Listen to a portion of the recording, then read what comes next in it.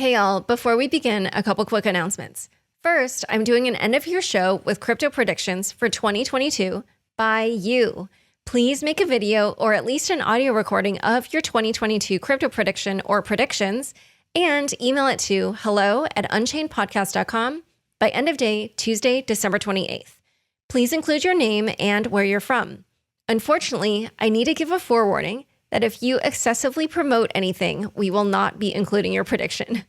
If you just want me to read on air a prediction that you just send in by email, that's okay too. It's just a little bit less fun. Don't forget, the deadline is Tuesday, December 28th, and the email address is hello@unchainedpodcast.com, and please put crypto prediction in the subject line. Also, a reminder, my book is coming out 2/22/22. If you're looking for a holiday gift, you can pre-order it now to deliver it later.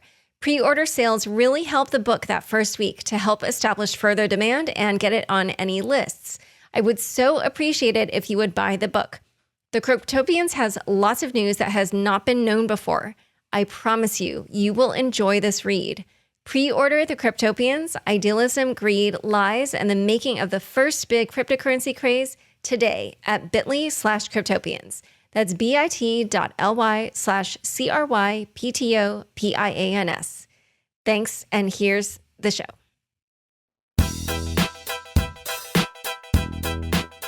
Hi, everyone. Welcome to Unconfirmed, the show that reveals how the marquee names in crypto are reacting to the week's top headlines and gets the inside scoop on what they see on the horizon.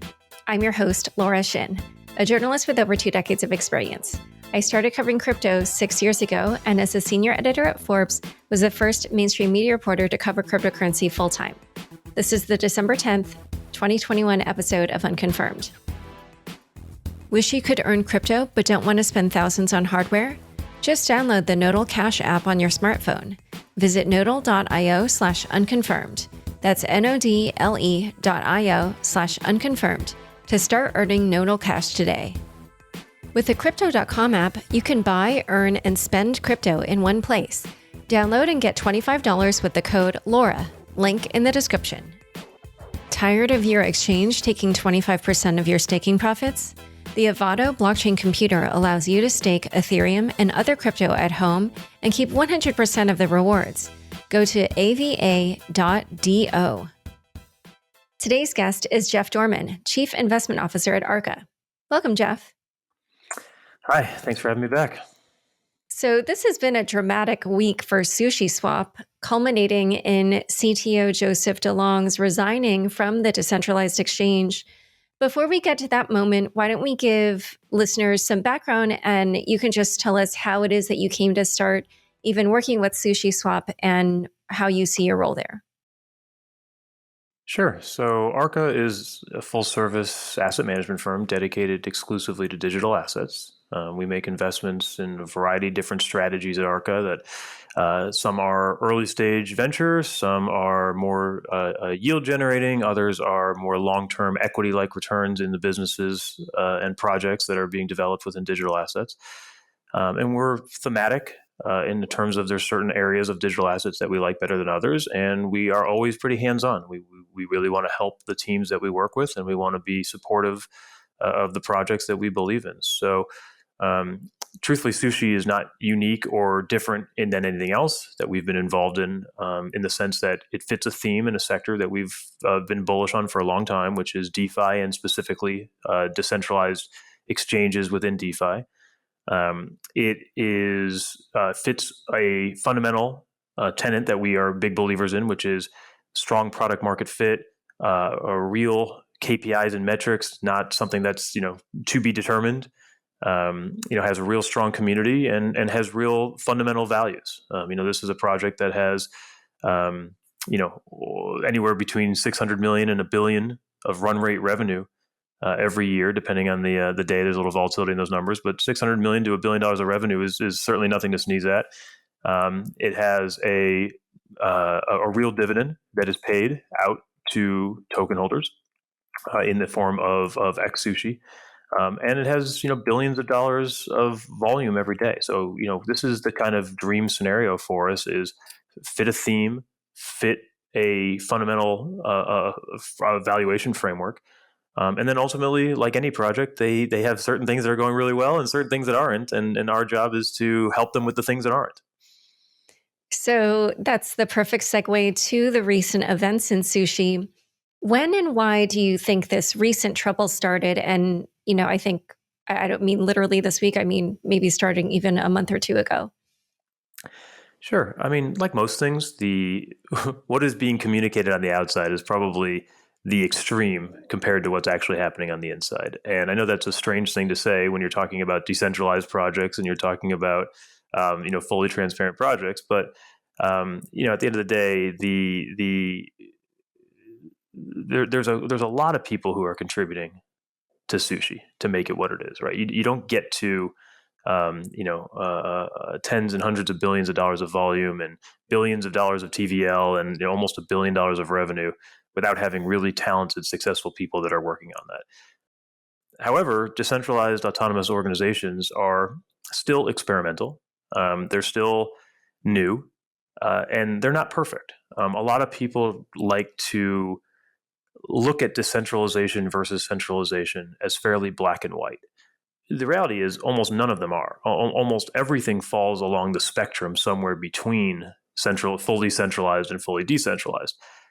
Fully centralized is rarely a good thing in the sense that you have single point of failure and you have one or two people in total control. I think that's largely what the entire digital asset movement is trying to get away from.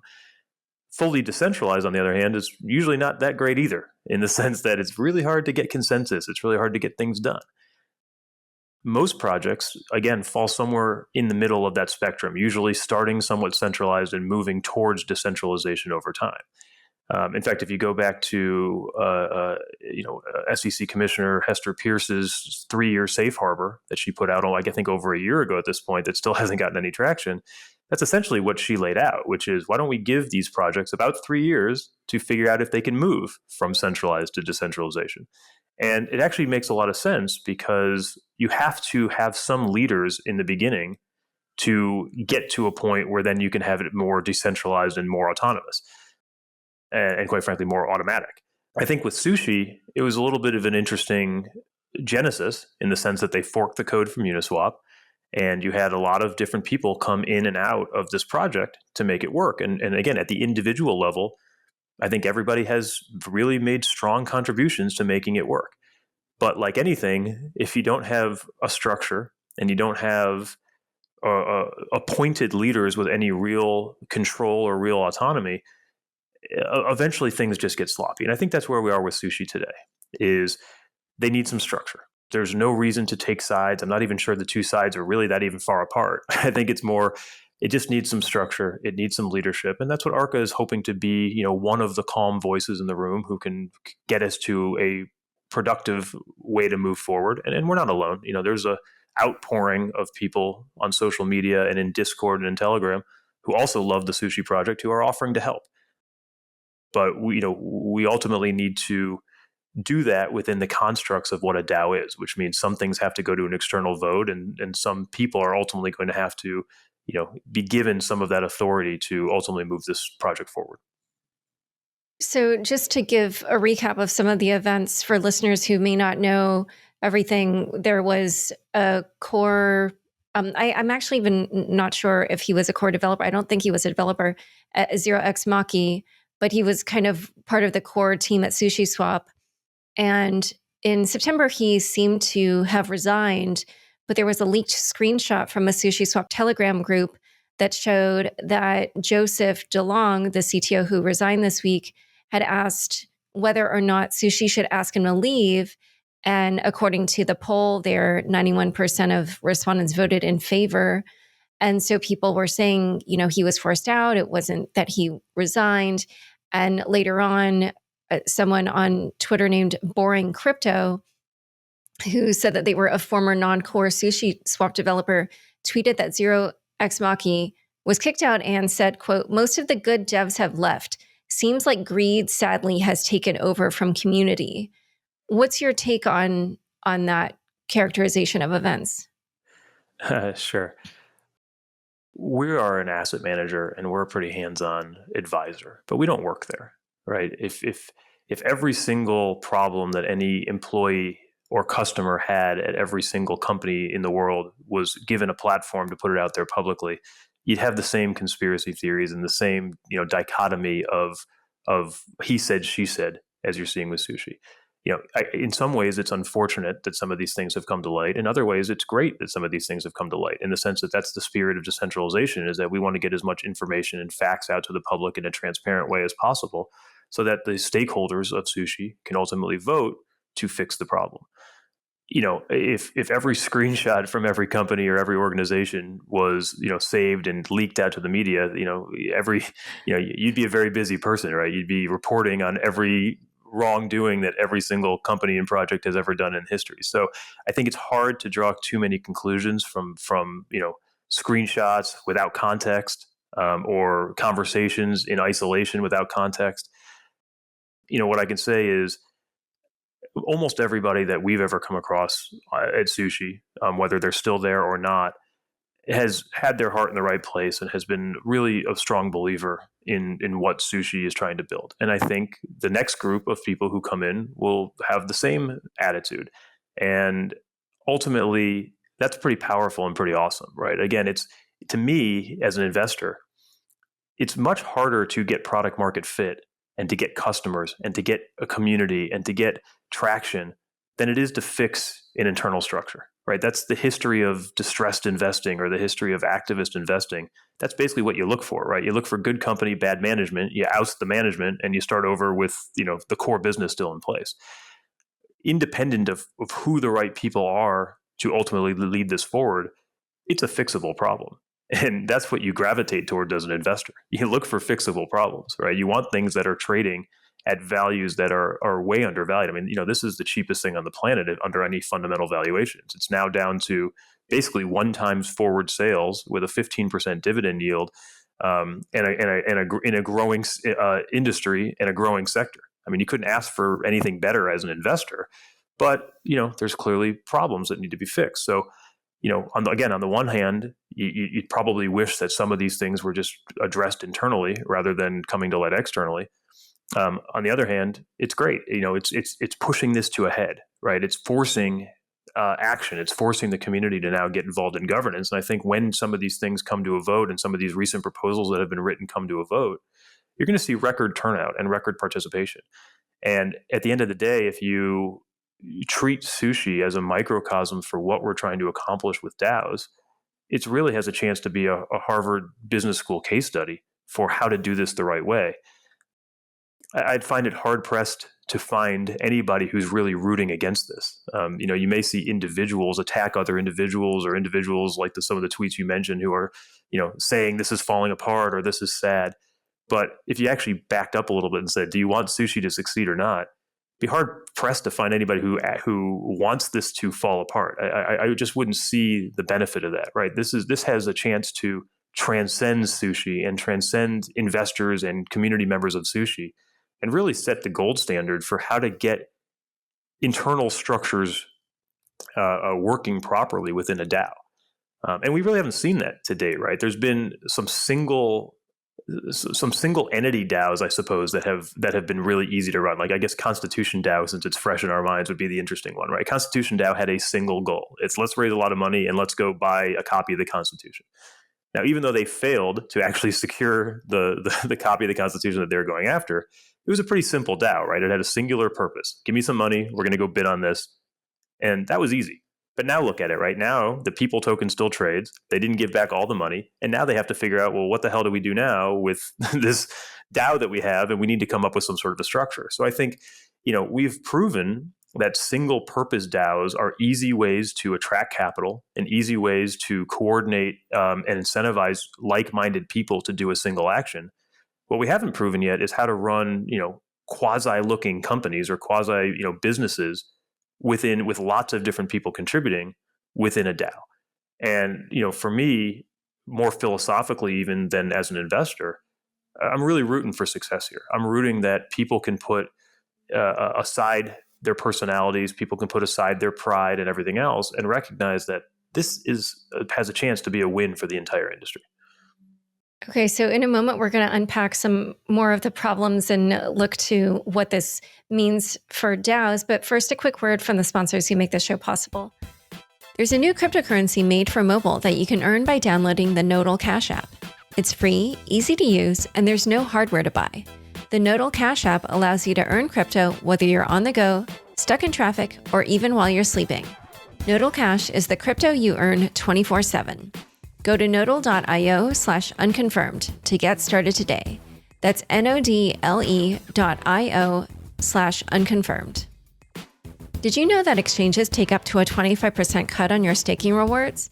But you don't need an exchange to stake. You can run a validator at home.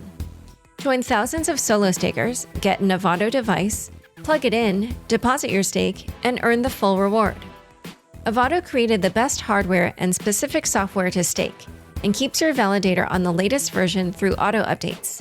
One-time investment, 100% profit. Go to Avado, that's AVA.do. Back to my conversation with Jeff. So just to finish out the story, Joseph ended up saying that he took a pay cut to leave Dapper Labs to work on Sushi, and that he was earning $300,000 a year doing that, and said that actually, this sounds like a lot of money, but of course he had taken that pay cut. He proposed that via SushiSwap's governance, that all the core developers minus himself be compensated with 200,000 Sushi, which was about $1 million each from the project's treasury with no lockups. And that would have totaled about 18 million. That proposal did not pass. And he tweeted, "This was a test to show less than 1% of the issuance going to the core team is controversial. You failed, by the way." So what's your take on how DAOs can and should compensate the core developers? Sure. Well, my first take is that informal Twitter polls by people who are overly stressed out because of a bad situation is probably not necessarily indicative of a failure or succeeding of a test. It was a Sushi governance poll. It was a Sushi, not on Twitter. Sure, I understand, but the genesis was there's been a lot of rants going back and forth on Twitter between current and ex Sushi contributors, and I think it's been more counterproductive than productive, regardless of who may ultimately be right or not. What I think is important from that, though, is there's in our opinion, there's essentially three things that need to be solved here. First is a structure, right? And Arca actually released its own proposal for a structure that would put real business leaders in place that could basically be voted on by the community, but ultimately, once they're voted on, they can then make autonomous autonomous decisions within the organization in terms of onboarding and offboarding employees, understanding who works on what project, et cetera, right? Not everything needs to come to a vote. There needs to be some a line of delineation between what the community who isn't working there day to day is appointing and voting on, so as the board of directors, versus what the people in-house are actually doing on a day-to-day basis to make a project work. So whether our proposal passes or someone else's, you need to set the groundwork first. You need to set a structure that says this is ultimately how this organization is going to work. Once that is completed, then the next vote needs to be, all right, well, who should these leaders be, right? How do you bring certain people in to run the Shoyu NFT platform, or to run Trident, or to run the Sushi Dex, and ultimately have different people across product lines, across marketing, who ultimately have a say in how those internal divisions work. And that could be contentious, but ultimately that's what the community and the board of directors is for, is to put people in place. Not everyone's going to agree on it. You're never going to get 100% consensus, but you're at least going to get something that is sustainable and that has market approval. But that doesn't come, that's not a lifetime guarantee. That's not this isn't Congress where, you're going to have 30-year senators because they just continue to spend the most money to lobby. We're going to have real KPIs and metrics that say, these are the things that you're meant to accomplish. And every 3 months or 6 months, whatever that cadence is going to be, you're going to, have to go through another re-election with the community and show that you've done what you said you're going to do. So if we solve for those first two, right? One is structure, two is leadership. The third one is easy, and that's compensation committee, right? There's no doubt that every single person who works on this project should be compensated. Now, whether it's what Joseph Delong suggested, which is, $18 million across the devs, or whether it's something different, again, these are little details that can be ironed out. But ultimately, those are the three big decisions that the community needs to make. The community needs to understand what's the structure, who are the leaders, and how should people be compensated to ensure that they are on Team Sushi, right? You want everybody aligned in the same way. You want everybody to be, understand which way is north, make sure they all have the same goals and the same incentives for doing what's best for sushi. And if the governance can solve for those three things, everything else should be handled internally, right? It doesn't have to be this community guided everything. It should just be the big decisions are guided by the board of directors or the token holders. And everything else is guided internally, subject to them meeting certain KPIs and certain metrics. And it's easier said than done, right? I'm not suggesting that this is an overnight turnaround. But again, you want to back a project that already has this much product market fit, success, passion, et cetera. You just got to get the right structure in there to make it ultimately run. So the proposal that you're talking about was put forward by Alex Woodward on your team and Dean Eigenman of Dialectic.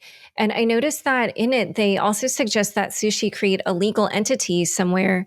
And, obviously for a DAO, it's a little unusual, but I was curious, why do you think that's necessary or helpful for a DAO to have a legal entity?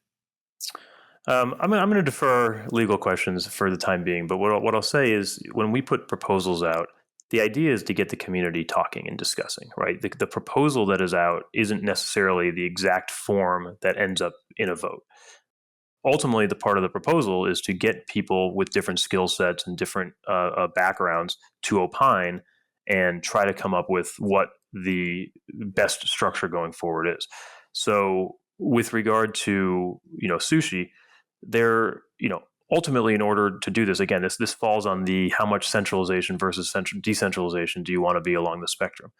The legal entity we think would be sort of a bridge to getting to where you need to be for the rest of decentralization. So I'm not going to go into too much detail there because there's a lot of lawyers out there who are going to end up opining ultimately on this. But in our opinion, that was the best way to bridge that gap from bridge that gap along that spectrum. And just to clarify, Joseph Delong himself had also suggested in a tweet that SushiSwap move to a model that he called a Uniswap Labs style model. And by that, what I took to mean was that there be a legal entity that is then in charge of developing this decentralized protocol. So for the legal entity that you put forward in your proposal, is it the same type of idea? Similar, yes. Like I said, I think the details were lacking intentionally around that because I think there's some discussions that need to be had with lawyers. But yes, the similar idea. Okay, and last quick question. So I noticed also that Alex and Dean in their post said that a flat structure was not scalable. And as you've described here, you're suggesting kind of a more like a hierarchy that be put in place here. So how, obviously that's kind of a model that's more associated with a centralized entity. So I wondered how you felt that kind of fit with this model of a decentralized autonomous organization if there is this clear leadership structure in place. Well, again, I think you're getting back to that black and white description of centralized versus decentralized, and I think that's what we have to get away from across this entire industry is that it can't be fully decentralized or fully centralized because it just doesn't work, right? You have to fall somewhere on that spectrum. So just because you put some team leaders in place and you have some hierarchies doesn't mean that it's still not decentralized in the sense that bigger decisions would still come to a vote to all stakeholders, right? So, when you think of somebody who, let's take a company, for example, like an Elon Musk or like a Michael Saylor, right, where they are the CEO, they make all the internal decisions, they also own all of the shares and control the board vote. There's literally nothing you can do to usurp power there, right? It is as centralized as you get, and there's almost no solution other than basically the court of public pressure, and then where somebody steps down, right? you can still err closer on the side of decentralization, where more things come to a vote and you have a deeper, larger, more diversified board of directors who gets to vote on things more frequently, but still have some decisions that are internal, where there is a hierarchy and there is a clear, top-down delineation to get things done. It's really hard to get things done in any flat organization, right? I mean, somebody has to essentially guide strategy. So, this is just Arca's idea. We have a lot of experience, both investing as well as restructuring, as well as working with companies as board directors and things like that. We think this is the best path forward, but ultimately it's not our decision either, right? This is going to come to a vote in some form, and the community will vote on whether or not this makes sense. So, in some ways it's ironic, right? Let's say we put a proposal together that said we want a centralized structure, but we left it up to a vote to the community to vote on that. Well, by definition, that's actually still decentralized, isn't it? In the sense that that's ultimately not our call, right? There's no one person who can make any call other than propose something that everyone gets to vote on. So this is why, for us, this is so important to use as an example on how to get these structures right? This is not going to stop with just sushi. Independent of the success of sushi or not, the things that we learn from this, not just in this proposal currently and what's happening, but, you could go back 6 months ago, 12 months ago, the things that we're learning from sushi, which is the largest DAO in this industry, are going to be a trend setting for all DAOs in the future. So I think it's really important. I'm actually sometimes amazed when you see how you lose the forest through the trees sometimes on Twitter, and everyone's attacking and everyone's, has their personal agenda. But if you actually asked any of these people, hey, what's your goal for this? They'd be like, actually, I'm fine. I like sushi. It's a good product. I'd like to see them succeed. Yet all the toxicity comes out in Twitter, and the whole point of governance is to end some of that. And I come from a distressed background myself. And, I've sat on numerous bankruptcies and restructuring processes. And the first thing that happens in a bankruptcy process is you split everybody into committees. You have your equity committee, you have your creditors committee, whether that's unsecured or secured. And basically what you're doing is you're getting representation across each of the different stakeholders, depending on what they're lobbying for, right? Equity holders want something, unsecured bondholders want something, secured bondholders want something, employees and unions want something. In my opinion, that's where DAOs are headed, right? You just everybody needs to be represented. So maybe you end up having a core developer committee, and you have a passive investor committee, and you have a heavy user committee, power user committee. Ultimately, that's probably where you're headed, because also, what's really unique and interesting about digital assets is it's just one token. We all own the same token, right? So if you measure the success of a project ultimately by the success of the token, which is debatable, but let's say that's where we're headed. Well, in theory, if everybody owns the same token and they're all incentivized in the same way to have that token go higher, but at the same time, there are little nuances that each different group might want, right? Users might want something a little bit different than developers, who might want something different than passive investors. Well, then ultimately, you just need to make sure everybody has a seat at the table to be a part of those discussions. And I think we'll get there. I think, again, this is probably the easiest turnaround story you could imagine in digital assets, because it already has so much success, and we're just trying to figure out how to fix the internal happiness and structure and alignment and incentives. But hopefully it does, in fact, succeed, and it sets a really good precedent for other DAOs in the future. Yeah, well, we'll have to see, because the token price is down about 50% from a month ago. It's at like roughly $6 now. So we'll see what happens, because certainly this has been a drag on the perception of sushi in the public opinion. But anyway, this has been such a fascinating conversation. Thank you so much for coming on Unconfirmed. You're welcome. Thanks for having me. Don't forget, next up is the weekly news recap. Stick around for This Week in Crypto after this short break. Join over 10 million people using Crypto.com, the easiest place to buy, earn, and spend over 150 cryptocurrencies. Spend your crypto anywhere using the Crypto.com Visa card. Get up to 8% cash back instantly, plus 100% rebates for your Netflix, Spotify, and Amazon Prime subscriptions. Download the Crypto.com app now and get $25 with the code LAURA. Link in the description.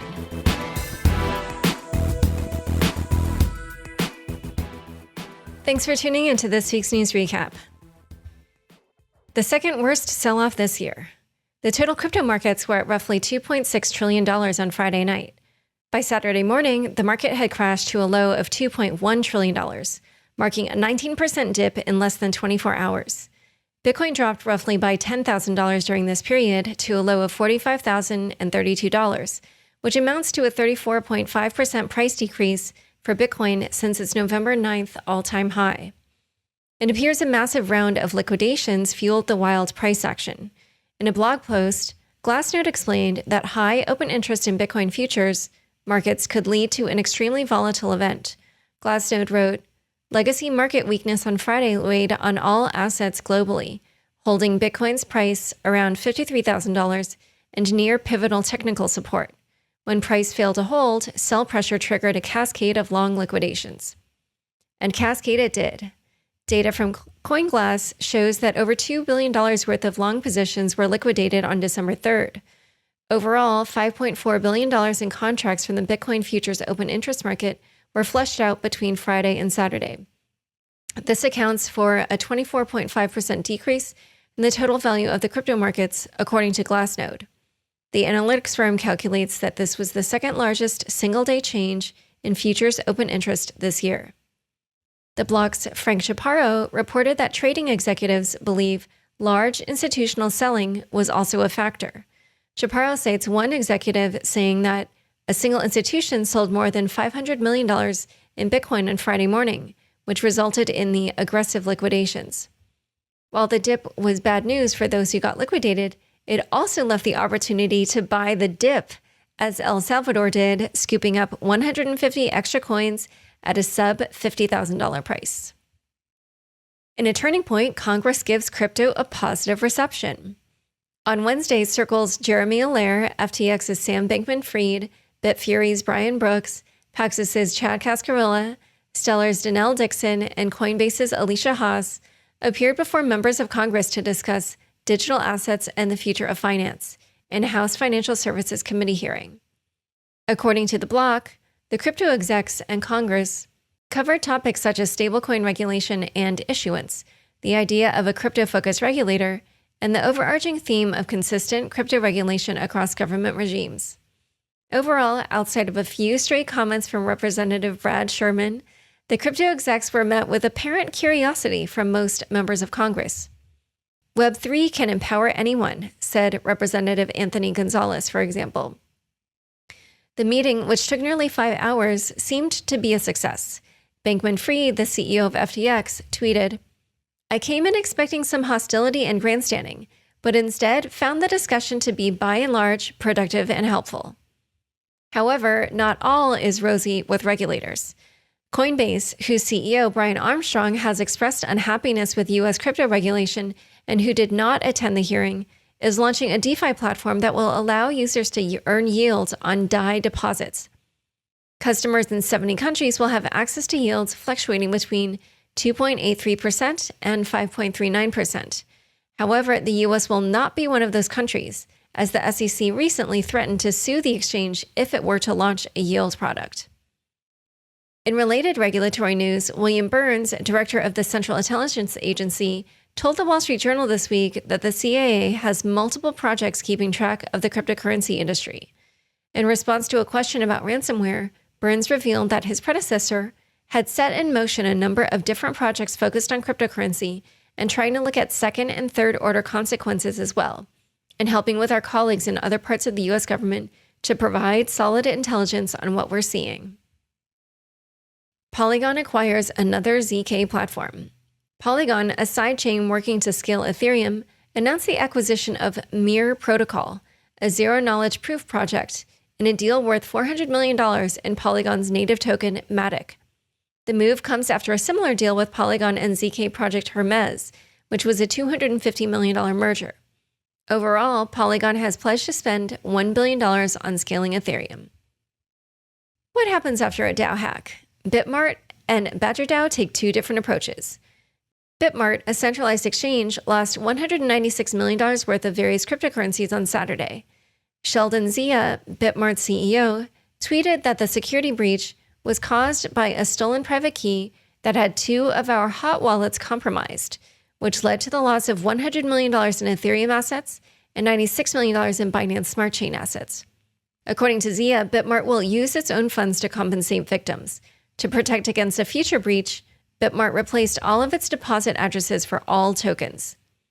The aftermath of last week's Dow hack, in which the DeFi protocol lost roughly $120 million, is a bit more complicated. The exploit was a front-end attack that allowed hackers to change user transactions made on the website to steal funds. Celsius Network, a centralized lender, was one of the addresses affected by the Dow hack. We are working with Badger to recover all those funds.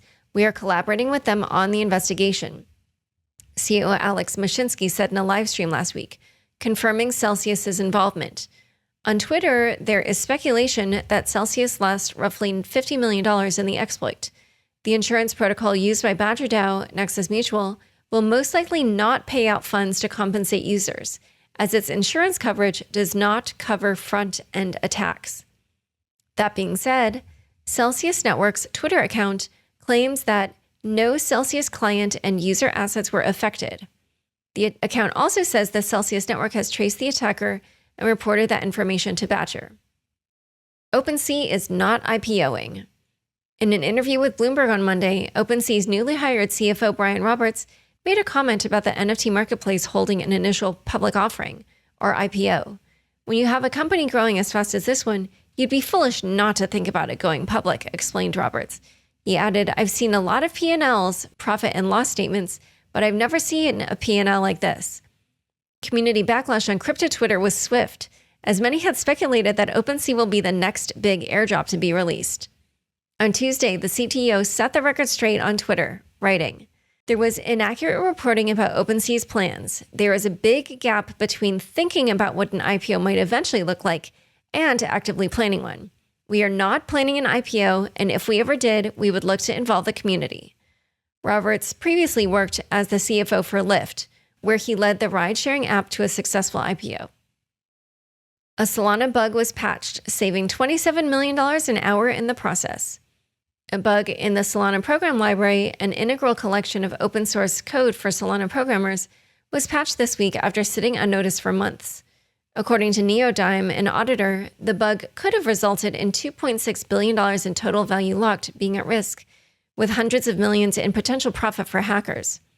In a blog post, Neodyme explained that one of its auditors initially found a seemingly innocuous bug in June. However, on December 1st, Neodyme noticed the vulnerability was still not patched. The team then calculated that the seemingly small exploit, which looked like a tiny rounding error, could be harvested at a rate of $7,500 a second, or $27 million an hour. Neodyme quickly contacted the at-risk Solana projects and got the bug patched, a task that proved tougher than originally thought due to many Solana projects being closed source. Crypto Adoption Roundup. Every day, Web3, crypto, blockchain technology, whatever you want to call it, seems to move another step toward the mainstream, as evidenced by 5 well-known companies making crypto moves this week. First, the tokenization of Reddit. On Wednesday, Reddit expanded its community points program, opening up a waitlist for subreddits who wish to mint their own token. These points, which are awarded to users for being active in the community, are currently distributed through an Ethereum testnet. Looking forward, Reddit is exploring Arbitrum, an Ethereum Layer 2 solution. Need a crypto consultant? Call Visa. Visa, the financial payments giant, unveiled a new initiative to help clients navigate the wild world of crypto. Dubbed Visa's Crypto Advisory Practice, the new arm plans to offer expertise in crypto-related activities like NFTs or CBDCs. Kickstarter disrupts itself. Kickstarter, the Web2 crowdfunding OG, announced plans to build an open, decentralized protocol that offers the same services as the centralized crowdfunding platform on the Celo blockchain. Kickstarter's first step is to build an open-source version of its core crowdfunding functionality on which anyone, including competitors, could build. WhatsApp enters the metaverse. A new WhatsApp pilot, the Meta-owned messaging app, allows users in the US to send and receive crypto within a chat. Disclosure, I write a newsletter for Meta's Bulletin. The pilot is being powered by Novi, Meta's digital wallet, and uses Paxos's stablecoin USDP. This mainstream game developer is launching playable NFTs. Ubisoft, the major gaming company behind Assassin's Creed and Tom Clancy's Ghost Recon Breakpoint, unveiled plans for an in-game NFT integration through a platform called Ubisoft Quartz. The NFTs, dubbed Digits, will be hosted on Tezos. To start, Digits will be playable on Ubisoft's Tom Clancy's Ghost Recon Breakpoint PC game. However, the Ubisoft community was unhappy with the announcement, with its YouTube trailer about Quartz receiving a 96% dislike rating over 22,000 votes. Time for fun bits. Mongoose coin. Brad Sherman, a California representative, was the most dissenting voice regarding the crypto industry during this week's aforementioned Crypto Meets Congress meeting. At one point, Sherman said, "The number one threat to cryptocurrency is crypto." He added, "Bitcoin could be displaced by Ether, which could be displaced by Doge," although I think he pronounced it Dodge, "which could be displaced by Hamster Coin." He didn't stop there, continuing down the crypto food chain. and then there is Cobra Coin, said Sherman. And what could Mongoose Coin do to Cobra Coin? This being crypto, the home of memes, a slew of mongoose-themed coins popped up shortly after the session on Binance Smart Chain, Polygon, and Avalanche, with Decrypt reporting the BSC version jumping as high as 61,000%. All right, thanks for tuning in. To learn more about Jeff, Arca, and recent events at SushiSwap, be sure to check out the links in the show notes. Unconfirmed is produced by me, Laura Shin, with help from Anthony Yoon, Mark Murdoch, and Daniel Ness. Thanks for listening.